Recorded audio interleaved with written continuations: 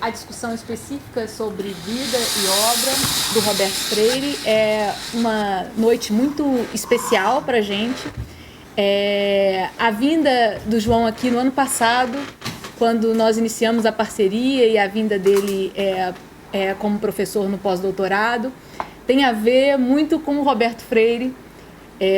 Quando, na verdade, conheci o João por saber que ele trabalhava com a Soma, e a admiração que eu tinha pelo Roberto.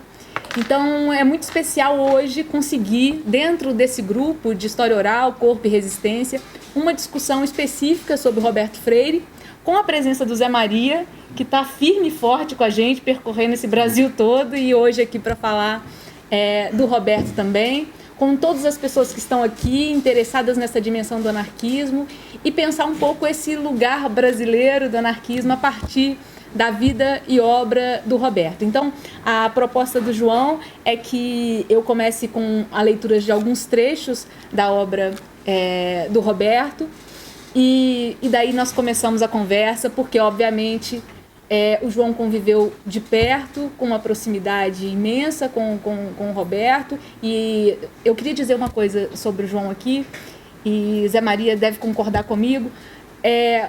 O João, ele é uma figura que faz muito o que eu chamo aqui de história pública, que é essa história que se faz para além do saber escolar, do saber acadêmico, que é essa história que se faz o tempo inteiro em todos os lugares. Ele é a figura que leva uma história do anarquismo no Brasil, especificamente por meio da Soma.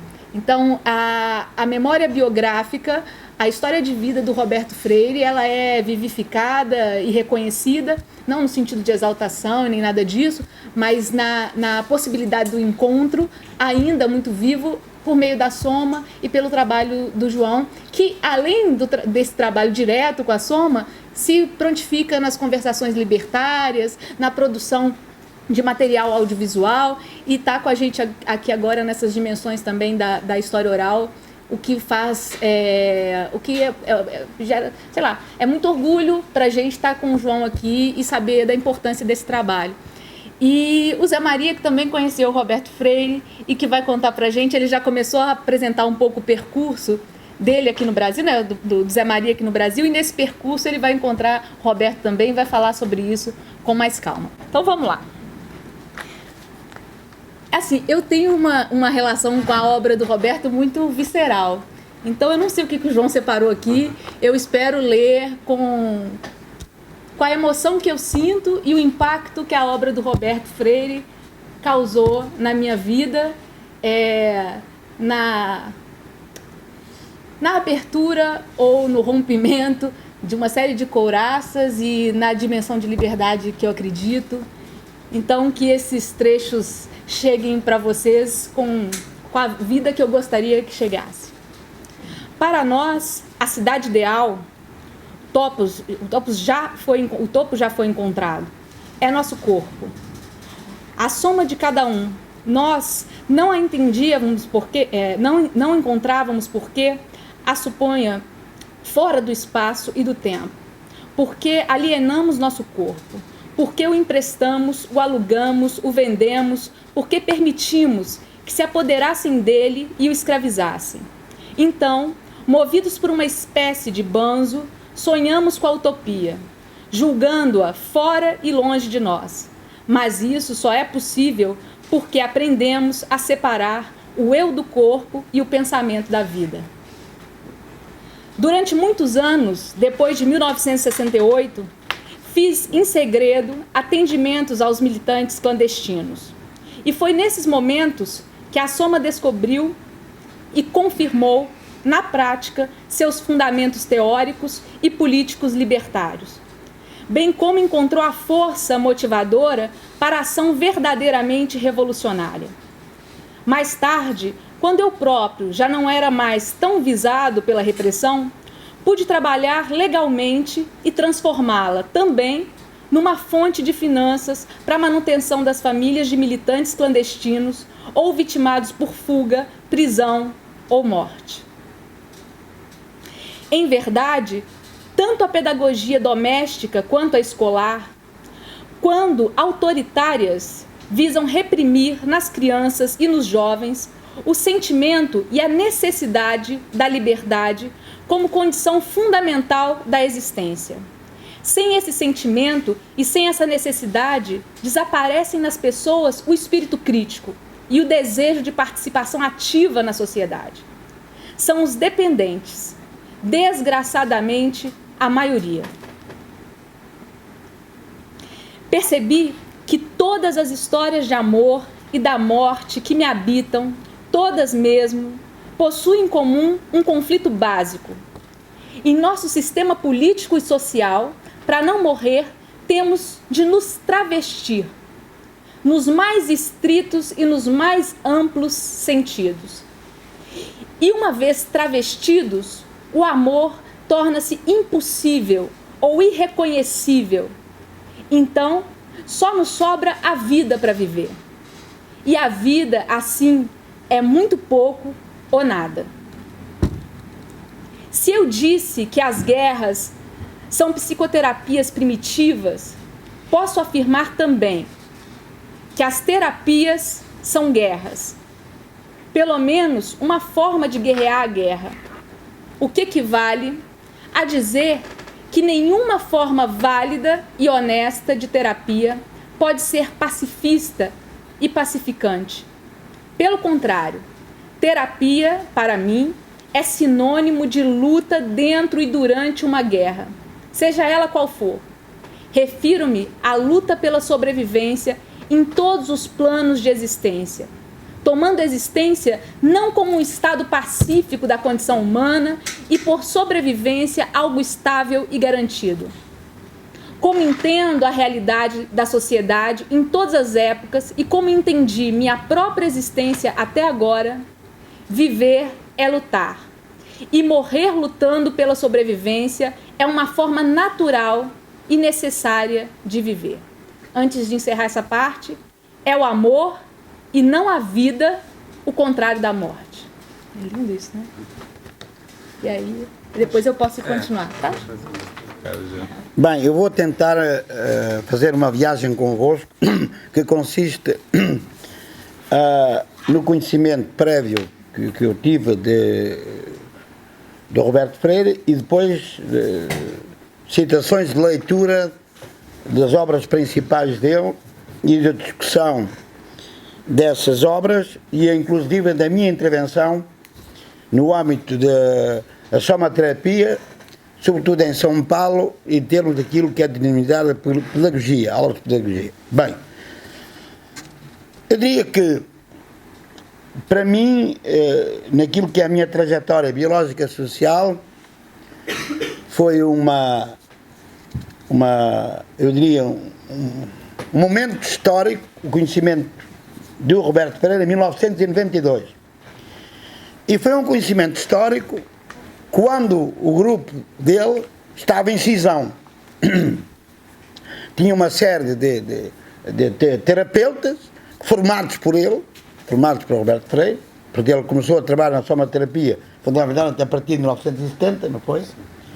Ocorre que, em paralelo com a somaterapia, já com uma expressão anarquista naquilo que se chama os diálogos ideológicos articulados com a vida e com a dinâmica de grupo e com os princípios de autogestão da somaterapia, o que é facto é que essa opção que ele tomou, como psicoterapeuta, como psicanalista, como médico, leva a formar pessoas com estreita, eu diria, correlação com a obra dele, com os intuitos dele, mas onde ele aparecia fundamentalmente como progenitor da somaterapia. Bem, é evidente que essa formação não decorre exclusivamente de Roberto Freire, mas provém ainda de outros autores, como o Reis, como o Ferdinand Perles, como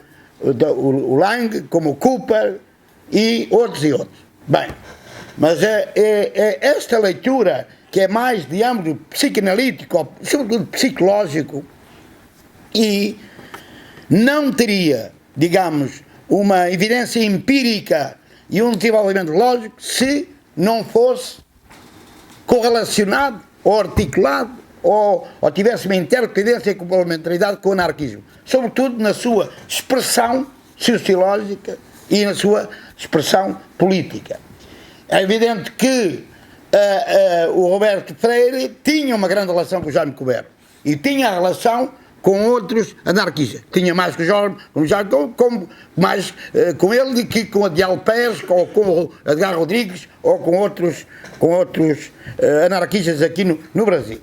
Bem, em função disso, ele bebe um pouco, através do Centro de Cultura Social, esta postura comportamental de fazer da somaterapia algo que não se resume às, eu diria, terapêuticas clássicas de cura dos indivíduos ou de grupos. Bem, ora bem, e a proficiência e a visibilidade social é grande, daí a necessidade de formar pessoas que tivessem, se quisermos, a mesma probabilidade de desenvolverem a somaterapia. Eu, quando cheguei em 92 a São Paulo, para integrar aquilo que nós podemos dizer, os outros 500, portanto, que eram uma postura de um colóquio libertário contra as manifestações históricas ou as comemorações da normalidade doentia do colonialismo, ocorre que, portanto, ele já estava numa que se chama uma efervescência de uma cisão. O Décio, a Regina e outros, foi tudo embora. E formaram um grupo contra o Roberto Freire. E eu senti-me, naquele momento de 92, numa situação difícil. Eu fui ouvir os outros, mas também fui com o Roberto Freire. E depois a minha experiência única que eu tive da dinâmica de grupo, a autogestão e a somaterapia. Eu lá me despido, lá numa coisa, outras pessoas se despiram, quer dizer, uns eram do Equador, outros eram do Brasil, e estava uma mulher que era anarquista muito amiga, muito que eu conhecia, que era uma grande amiga da Lúcia Fabre, que era, como é que ela chama, que é, agora não é Carmen, não tenho o nome, peço desculpa agora não conseguir dizer o nome dela, há aqui um lápis de memória que eu não consigo. Bem, seja como for, ela estava com os olhos abertos, admirada perante aquele nudismo, assim, um bocado assim, quer dizer, não estava tudo nu, quer dizer, tinha aqui os calções e uma coisa. Bem, seja como for, eu entro naquele jogo de dinâmica de grupo para tentar superar a couraça muscular que estava na minha mente, na minha psique e no meu corpo. Bem, enfim, eu estava completamente perdido, encontrei uma equatoriana, quer dizer, eu já estava a tentar jogar com ela num outro sentido, mas de qualquer forma foi uma experiência muito positiva. Mas o problema é isto não me levou a que eu continuasse nesta postura comportamental de, por exemplo, integrar um grupo. Já que não existia desses grupos em Portugal. Coisa que veio acontecer depois aqui com o João da Mata. Coisa que o próprio Roberto Freire tentou fazer, mas era impossível, porque ele pedia-me coisas.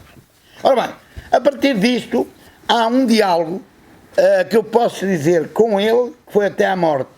Até à morte. Um diálogo de vida, fundamentalmente. Um diálogo de interação intelectual. Política, ideológica, onde o anarquismo estava sempre presente. Mas eu não era, nem sou um especialista da somaterapia. Estou longe disso. Bem, ora bem, eu posso dizer que, se pegar naquilo que é a obra de Roberto Freire, que é uma obra vastíssima, diversa, de filmes, de telenovelas, que não são muitas, porque aqui ele estava, nem os filmes são muitos, mas sobretudo dos livros, produção de livros, desde o Coyote, Cleo e Daniel, desde Os Meninos da Rua, enfim, e outros livros, Ama e Devação, Sem Tesão Não Há Solução, enfim, é toda uma realidade onde nós podemos ter a visibilidade do anarquismo atravessa essas obras. Quer não é só no discurso narrativo, analítico, verbal, se quisermos verbal, escrito, é sobretudo naquilo que ele tenta praticar, como ele chama socialismo libertário. O conceito que ele dá é socialismo libertário. Mas, agora, quando é amor no Cléo e Daniel, quando é a liberdade do sexo, quando é aquilo, o socialismo está lá. Está lá. Não está conjugado com um grande modelo que vai fazer, mas está lá. E, às vezes, ele, por interposta pessoa, ele aparece. Parece como médico, isto. Ele está lá. Bem, seja como for, eu acho que é de enorme importância o trabalho dele. Eu não vou discutir em termos da somaterapia, porque o João da Mata é muito mais capaz, que aí sou eu para estar aqui a debitar matéria que não conheço, mas interessa-me falar sobre duas grandes dimensões. O homem como intelecto, com generosidade, com amizade, como cultor do amor, e isso vivia na vida cotidiana, em diferentes, sobretudo na Ilha Bela e em Portugal e alguns momentos, e interessa-me, sobretudo, pensar que foi um homem que ainda não foi visto a importância que ele teve no desenvolvimento do anarquismo aqui em Portugal. Porque o raio dos modelos e o raio da ideologia vencedora supera aquilo que se chama o espaço-tempo da dinâmica de grupo e da individualidade. Eu posso dizer, no amor, na amizade, na liberdade e na criatividade. E, nesse aspecto, ele, no meu entendimento, transforma todos os atores ou protagonistas dos filmes ou dos romances em vetores de afirmação do socialismo libertário, tendo presente a extensão do Estado e do próprio capitalismo, preconizando a extensão do Estado e do próprio capitalismo, e criticando o comunismo e a social-democracia e por aí fora. E o stalinismo, se quisermos, como socialismo real. Bem, eu penso que pela possibilidade de leitura dos romances, dos variedíssimos romances, e de voltar a ler, ou não, isso aí em português está mal dito, voltar não sei se vocês uma vez tiveram a possibilidade, Malu Mulher, não sei se têm acesso a isso. Quando se fala a emancipação da mulher, vem, realmente há aqui uma importância relativa, e o Roberto Pereira é importantíssimo por isso, e nesse sentido, quer pela visibilidade social que deu ao conceito de anarquismo ou ao socialismo libertário, através das suas obras, quer a maneira como foi homem na vida cotidiana, é muito importante. É muito importante. E eu tenho pena que tivesse acontecido uma coisa, em 2001, em Florianópolis, aquela validade e espontaneidade que ele tem, que eventualmente errónea, eventualmente extemporânea, ele, no princípio desse colóquio sobre educação, foi 2001, sabe? Foi 2001. Ele propôs-se a fazer a federação, ou propôs, mas uma coisa, mas espontânea, sem ter por trás nenhuma validade de comandar o que quer que seja, ou liderar a Federação Anarquista Brasileira. O que é que ele foi fazer? O que é que ele foi fazer? O Comitê Central dos Anarquismos, que são bons e são positivos, fez uma reunião, mais ou menos correu com o homem, correu com a Mariette Gago e por aí fora. O homem, eu posso dizer isso, com tristeza, e ele cortou a ida dele ao Centro de Cultura Social por causa disso. Portanto, ou seja, esta é a minha homenagem possível, a minha verdade, entre aspas, possível, a minha memória histórica possível de um homem que amei durante anos e anos. Então,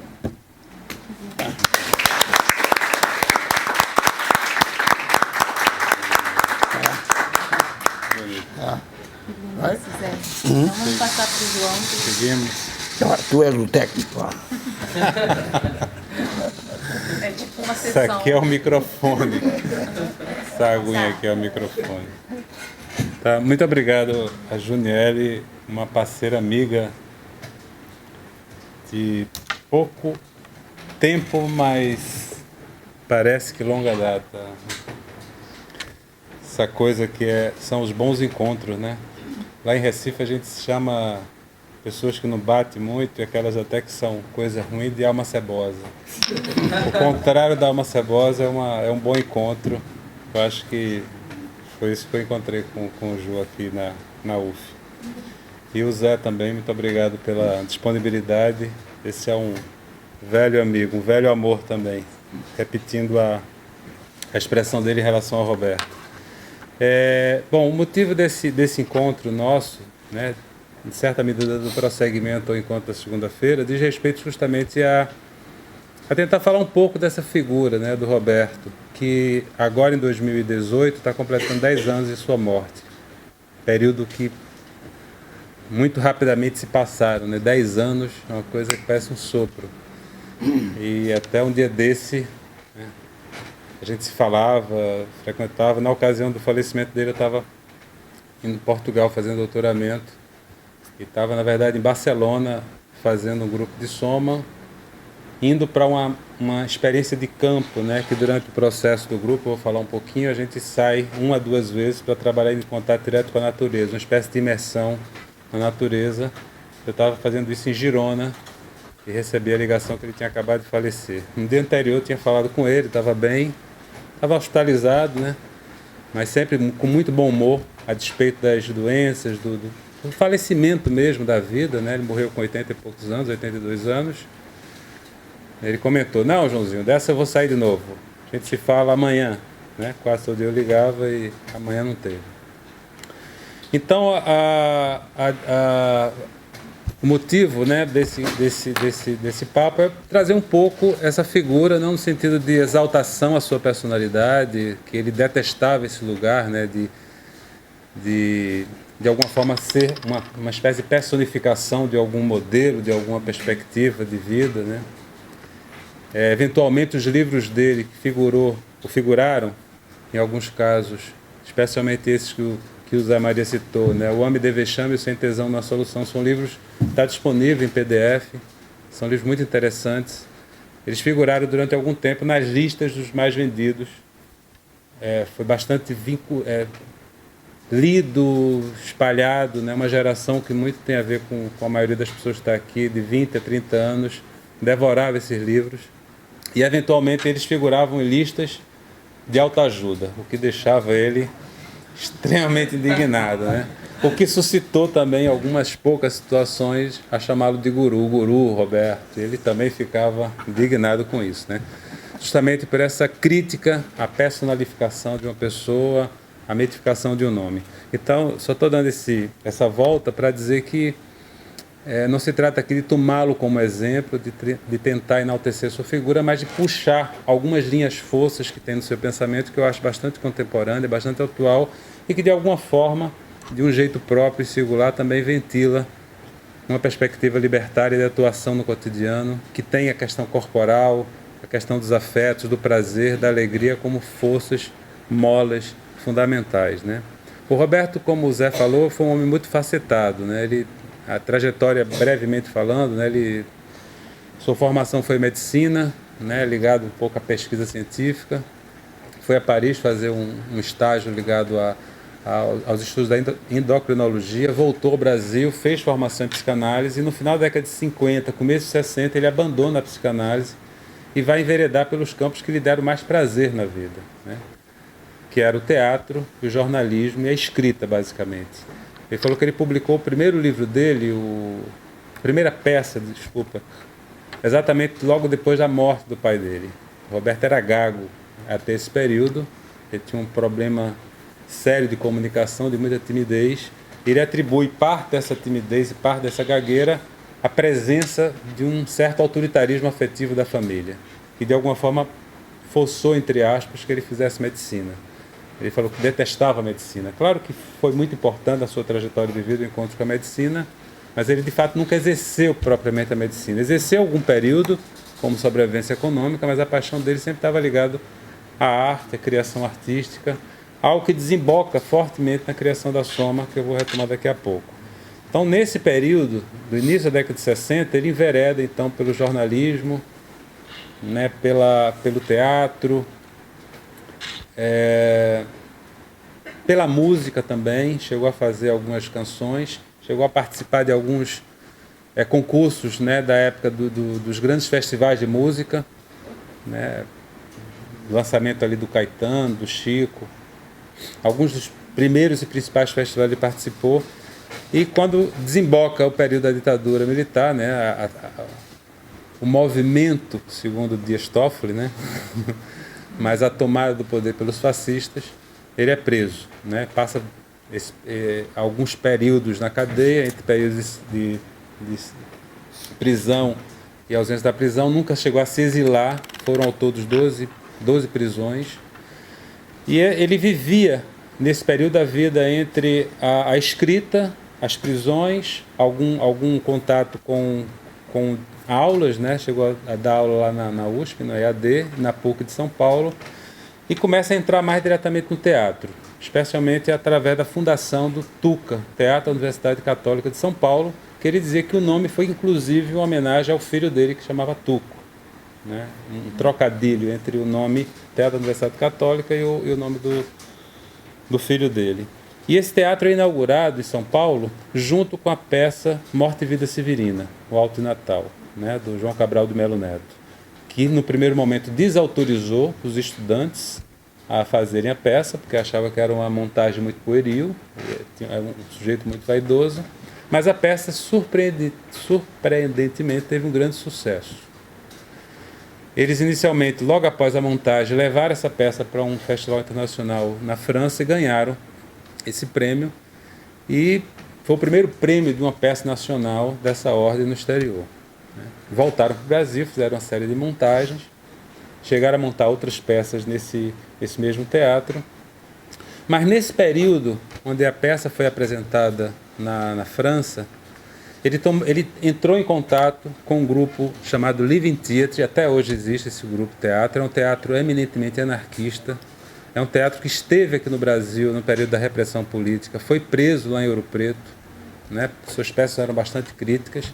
Nesse período eles apresentavam na França um espetáculo chamado Paradise Now, que era um espetáculo com muito pouca fala, basicamente expressão corporal, né? O paraíso agora, numa crítica direta à política norte-americana de guerra, sobretudo a guerra do Vietnã no período. Depois de um primeiro contato com o Living Theatre, ele encontra, né, os diretores, o Julian Beck e a Judith Melina, já faleceram os dois, mas são figuras fundamentais no teatro moderno, acho que vale a pena quem tem interesse pesquisar, teatro político, né? E eles descobrem através deles justamente a obra desse psicanalista meio maldito, que é também muito importante ser dito, né, que é a obra do Reich. O Roberto dizia, olha, eu fiz 6 anos de formação em psicanálise e em nenhum momento foi citado o nome do Reich. Se a gente for aqui nos currículos de psicologia da UF e na grande maioria dos currículos de psicologia do Brasil, quase nunca é citada a obra do Reich. Eventualmente tem uma disciplina eletiva. Hoje, um pouquinho mais. Mas dentro da psicanálise, ele é um personagem extremamente posto de lado, né? Sua crítica radical à psicanálise, né? Há um certo conteúdo, um certo esvaziamento de leitura social e política, há uma metodologia bastante longa, né? Há um atendimento muitas vezes elitista, até hoje, que percorre a psicanálise. Claro que não são todos os profissionais de psicanálise, mas o Reich, ele teve essa crítica muito forte à psicanálise. Teve uma crítica também muito forte ao marxismo, né? Que ele foi um sujeito que tentou, num determinado momento, fazer uma aproximação entre pensamento freudiano e pensamento marxista, e rompeu tanto com uma dimensão quanto na outra. E foi no encontro da obra do Reich que ele justamente sentiu falta do que não via presente na psicanálise, uma leitura política do comportamento humano. Então, o encontro da obra do Reich, o momento político vivido, uma pessoa que estava com algum sofrimento emocional, especialmente em função de estar sendo perseguido politicamente, né, do poder trabalhar, do poder encontrar sua família, do poder viver sua vida, procurar um apoio psicológico ou psiquiátrico. O medo da paranoia da denúncia era muito grande. Eu citei já, de vez em quando eu falo, do livro da Cecília Coimbra, Guardiões da Ordem, onde ela descreve, né, como psicólogos e psiquiatras agiam, né, dedurando seus pacientes, entregando à repressão política. Então, de alguma forma, isso motivou também a se aproximar novamente da psicologia, né, depois desse abandono da psicanálise, a partir de um novo viés. Um viés, aí sim, explicitamente político, explicitamente a serviço, né, ligado às questões da liberdade. E esse reencontro com a obra do Reich, o encontro com o teatro e a aproximação da luta política, no primeiro momento ligado a grupos de esquerda, especialmente a AP, e depois o rompimento com esses grupos políticos da esquerda tradicional, marxistas, e o encontro com o anarquismo, foi que fizeram ali o caldeirão que desembocou, né, na Soma.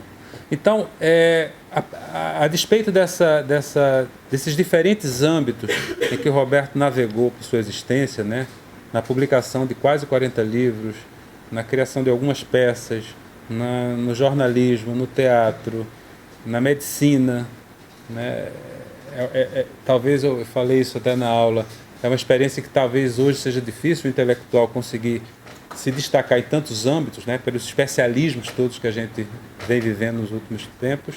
Foram alguns elementos da sua trajetória de vida que foram se incorporando no seu próprio fazer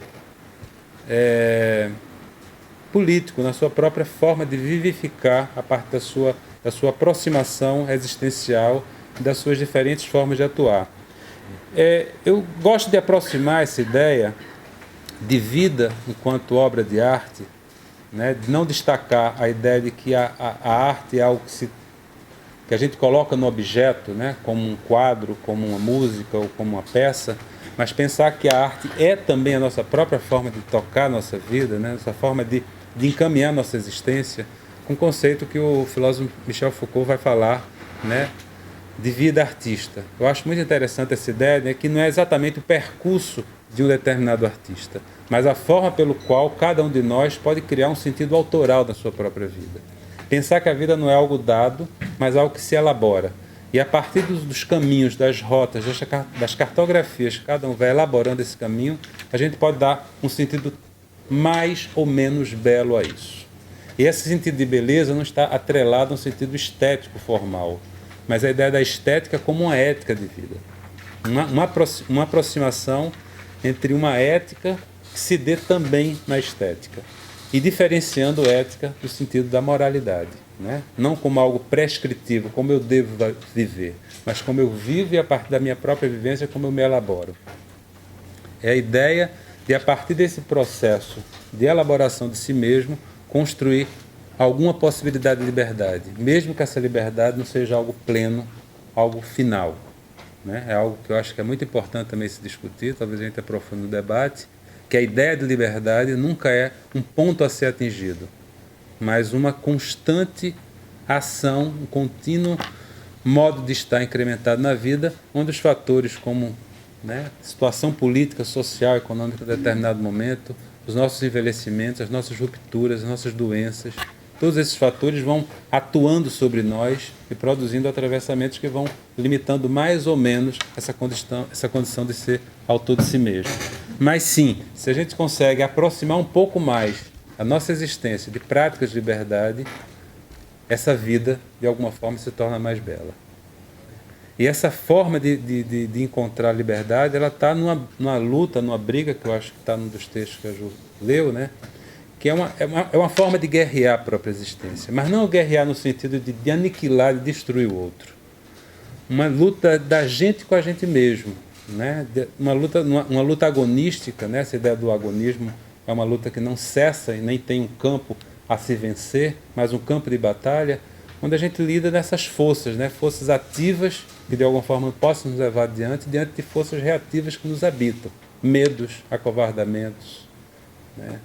Excesso de julgamentos, excesso de tribunais internos que nos habitam, e essas lutas, essas brigas também nos espaços com companheiros e companheiras através dos quais a gente possa estabelecer não como eu falei, um campo de vencedores, mas um campo de afirmação, onde o que está em jogo não é se sobrepor ao outro, mas conjugar possibilidades de liberdade. Eu estou dando essa volta toda para dizer que o contato com o Roberto, né, o contato profissional, o contato vivencial, a amizade, era um pouco isso. Né? A gente tinha essa coisa de não só não tomá-lo como mestre, como referencial, como eu falei, mas também de ter esse encontro que era um contínuo provocação. Né? Claro que isso mudou muito ao longo da vida, sobretudo no final da vida, perto da morte dele. Aquele cara que, de alguma forma, tinha essa diferença de idade, né? Tinha essa diferença, de alguma forma, trouxe muitos referenciais de pensamentos teóricos, políticos, ideológicos. Ver, em um determinado momento da vida, ele definhando também era muito difícil. Mas, mesmo assim, ele não cessava, de alguma forma, de buscar algum sentido da sua vida, alguma alegria. Eu acho que essa aproximação que ele traz, né, para tentar criar na sua própria existência uma vida que tinha esse sentido de beleza, esse sentido de liberdade própria, eu acho que desemboca numa forma de fazer o pensamento libertário, algo que o Jaime Cubeiro, inclusive, citava essa expressão. Né? Jaime Cubeiro, que o Zé falou, foi um personagem muito singular no anarquismo brasileiro, né? Um sujeito autodidata que era convidado frequentemente a participar de bancas de mestrado, doutorado pelo seu notório saber. Uma enciclopédia ambulante. Uma figura extremamente generosa que conseguia dialogar e conviver desde professores acadêmicos a narcopunk. Então, para ele, os anarquismos estavam em diferentes âmbitos de uma forma extremamente generosa. E o Jaime foi um dos anarquistas aqui no Brasil que teve uma grande generosidade com o pensamento do Roberto, que é um pensamento que, mesmo dentro dos anarquismos, ele é um pensamento contra-hegemônico, porque não está situado dentro de um anarquismo mais clássico, digamos assim, né? Claro que ele tinha essa leitura também dos clássicos, mas ele trazia muito essa ideia que o Jaime Cubeiro falou. Não, esse anarquismo é um anarquismo somático, uma expressão que o Jaime trazia, né? Porque é um anarquismo que fala do corpo, que fala do prazer, que fala do tesão de vida, que fala de um certo uma forma despudorada de existir, né? Que eu acho que reflete um pouco a própria existência do Roberto, como eu estava falando, por ser um cara da contracultura, né? Um homem que até, segundo ele, até os 45 anos era um senhor respeitado e viveu o desbunde da década de 60, né? Um desbunde que traz uma potência talvez mais anárquica do que anarquista no sentido clássico do termo, né? Mas era um sujeito muito crítico, né, ao capitalismo, às mazelas do capitalismo, às mazelas do poder instituído, né, que muitas vezes se conjugam na presença do Estado, né, do tribunal, da polícia. Um sujeito que trabalhou muito a ideia da importância do amor na vida, né, mas não do amor romântico. Discutiu o que é o amor impregnado nas relações familiares, o amor que está, às vezes, que nos vincula ao outro, que dá um sentido existencial fantástico, né? Essa frase também que a Júlia disse, né? É o amor e não é o amor e não a vida, o contrário da morte, né? O contrário de estar morto não é simplesmente estar vivo, mas como estar vivo. Ele dizia que é isso. O estado de viver apaixonadamente e amorosamente nossa existência é o que cria sentido para a nossa vida. Porque senão o ato de viver torna-se muito mecânico, muito repetitivo.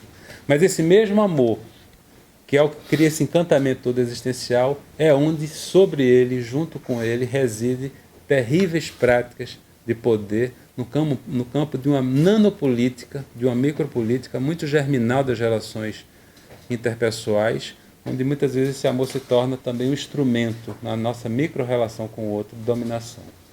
De alguma forma, ele traz uma aproximação aí da leitura do próprio Reich, né, que ele vai se voltar para a análise da família burguesa, né, que não está necessariamente ligado a uma certa classe social, mas a uma moralidade que perpassa diferentes classes sociais, que vai dizer que a família é o Estado em miniatura.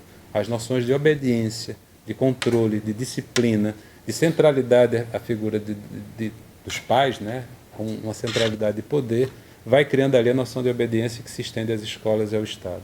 Então, esse olhar sobre o afeto, né, sobre os amores, ora tensionando para ver onde se situa essas práticas de poder, ora buscando no amor, uma forma também de viver uma certa prática, né? Um anarquismo apaixonado, acho que é a grande marca. Por fim, só para terminar, para não ficar muito longo, acho que eu já me excedi bastante, acho que a gente pode até conversar um pouco mais desse campo todo de suas criações. Talvez realmente a somaterapia, ou somaterapia anarquista, como se intitula, tenha sido um dos seus grandes legados, né? Primeiro, por ser uma coisa brasileira, né? A gente tem uma tradição no campo das psicologias de importar conceitos, né? E essa coisa surge no Brasil.